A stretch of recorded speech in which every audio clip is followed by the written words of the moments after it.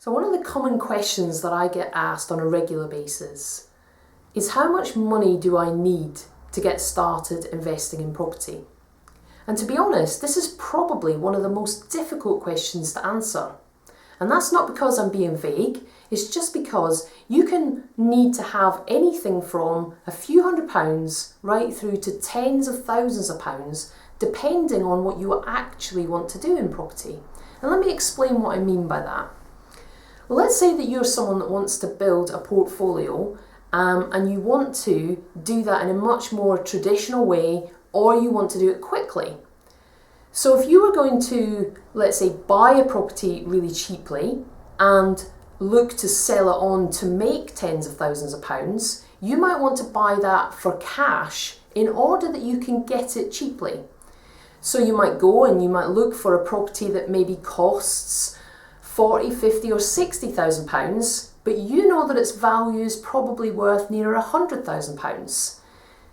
And you can afford to buy it at that price or negotiate to get it at the cheaper price because you're going to pay with cash. So if you're going to pay with cash, you're going to need to have tens of thousands of pounds. And the reason that you'll get a property at that price is because you do have the cash and you're able to move quickly. So some people need to be able to sell quickly and are prepared to sell their property cheaper in order to move on, and therefore you can get a great deal, but you need to have the tens of thousands of pounds in cash to buy it. Now you might be able to then go on and sell it for £100,000 and you're prepared to wait to make that money and get your money back again. The complete extreme to that is where you can acquire property for as little as £1 using something called purchase options. Now, these are not that common, so therefore you might not completely understand what I mean there, and we've got a whole section on this in our advanced strategies so that you can learn how to do these.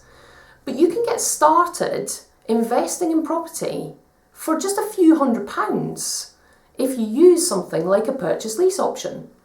And the few £100s really are to pay for the legals. So you need solicitors to drop the legal agreements with an owner of a property who would be prepared for you to use their property as part of an investment portfolio for yourself.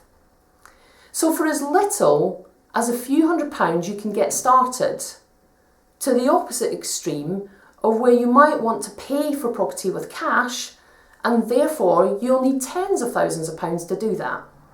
So it is a very difficult question to answer, but the main point is really to understand exactly what you want to do in property. And therefore I suggest that you get clear on what it is that you want to achieve with your property portfolio, and you can do that using our Getting Started section and the materials in there to help you get clear on where you want to go with your journey in property and get started with investing, and then you can understand exactly how much money you're going to need to get started.